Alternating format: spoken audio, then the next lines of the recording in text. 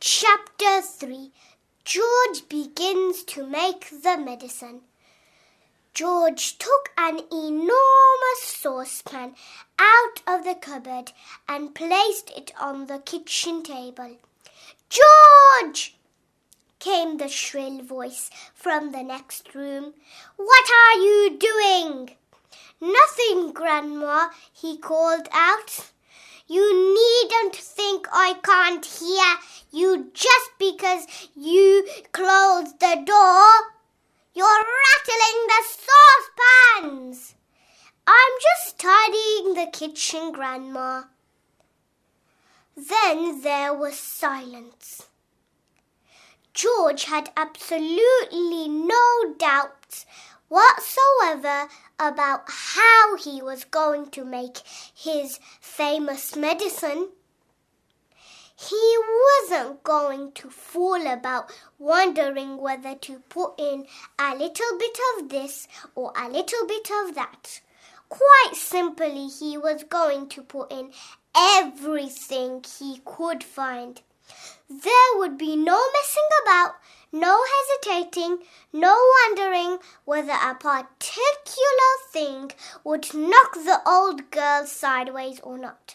The rule would be this: whatever he saw, if it was runny or powdery or gooey, in it went. Nobody had ever made a medicine like that before. If it didn't actually cure Grandma, then it would anyway cause some exciting results. It wouldn't be worth watching. George decided to work his way round the various rooms one at a time and see what they had to offer. He would go first to the bathroom. There are always lots of funny things in a bathroom. So upstairs he went, carrying the enormous two-handled saucepan before him. In the bathroom he gazed longingly at the famous and dreaded medicine cupboard, but he didn't go near it. It was the only thing in the entire house he was forbidden to touch. He had made solemn promises to his parents about this, and he wasn't going to break them. There were things in there they had told him that could actually kill a person, and although he was out to give Grandma a pretty fiery mouthful, he didn't really want a dead body on his hands. George put the saucepan on the floor and went to work. Number 1 was a bottle labelled Golden Gloss Hair Shampoo. He emptied it into the pan. "That ought to wash her tummy nice and clean," he said.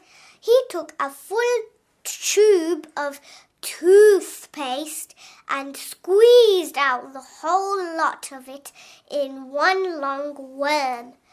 "Maybe that will brighten up those horrid brown teeth of hers," he said. There was an aerosol can of super foam shaving soap belonging to his father. George loved playing with aerosols.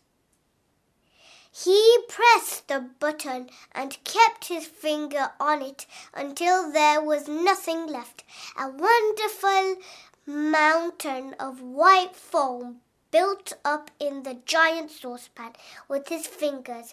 He scooped out the contents of a jar of vitamin-enriched face cream. In went a small bottle of scarlet nail varnish. "If the toothpaste doesn't clean her teeth," George said, then this will paint them as red as roses." He found another jar of creamy stuff labelled hair remover. Smear it on your legs, it said, and allow to remain for 5 minutes.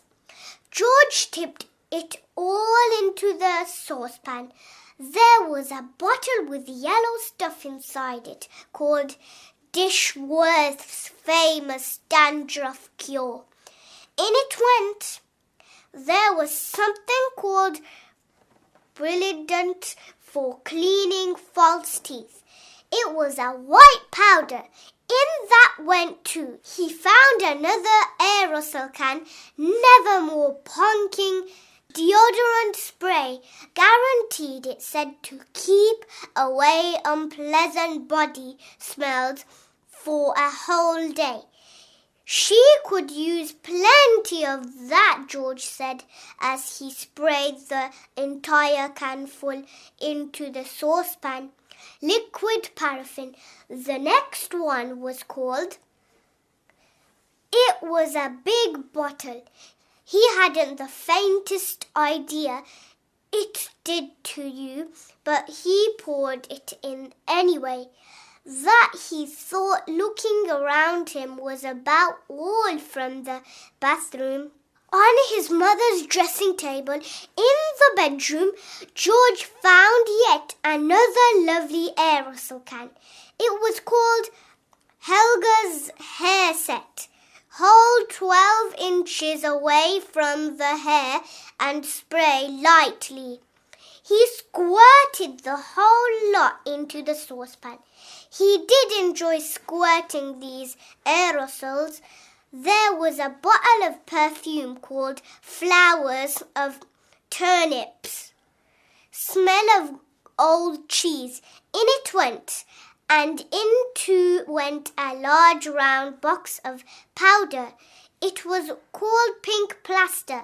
There was a powder puff on top, and he threw that in as well for luck. He found a couple of lipsticks. He pulled the greasy red things out of their little cases and added them to the mixture. The bedroom had nothing more to offer, so George carried the enormous saucepan downstairs again, trotted into the laundry room, where the shelves were full of all kinds of household items. The first one he took down was a large box of super white for automatic washing machines. Dirt, it said, will disappear like magic. George didn't know whether Grandma was automatic or not, but she was certainly a dirty old woman, so she'd better have it all, he said, tipping in the whole box full. Then there was a big tin of Waxwell floor polish. It removes filth and foul messes from your floor and leaves everything shiny bright, it said. George scooped the orange-coloured waxy stuff out of the tin and plunked it into the pan. There was a round cardboard carton labelled flea powder for dogs. Keep well away from the dog's food, it said, because this powder, if eaten, will make the dog explode. Good, said George, pouring it all into the saucepan. He found a box of canary seed on the shelf. Perhaps it'll make the old bird sing, he said, and in it went. Next, George explored the box with shoe cleaning materials, brushes and tins and dusters. Well, now, he thought, Grandma's medicine is brown, so my medicine must also be brown, or she'll smell a rat. The way to colour it, he decided, would be with brown shoe polish. The large tin he chose was labelled dark tan. Splendid. He scooped it all out with an old spoon and plopped it into the pan. He would stir it up later. On his way back to the kitchen, George saw a bottle of gin standing on the sideboard. Grandma was very fond of gin. She was allowed to have a small nip of it every evening. Now he would give her a treat. He would pour in the whole bottle. He did. Back in the kitchen, George put the huge saucepan on the table and went over to the cupboard that served as a larder. The shelves were bulging with bottles and jars of every sort. He chose the following and emptied them one by one into the saucepan: a tin of curry powder, a tin of mustard powder, a bottle of extra hot chili sauce, a tin of black peppercorns, a bottle of horseradish sauce. There, he said aloud. That should do it. George, came the screechy voice from the next room. Who are you talking to in there? What are you up to? Nothing, Grandma, absolutely nothing, he called back. Is it time for my medicine yet? No, Grandma, not for about half an hour. Well, just see you don't forget it.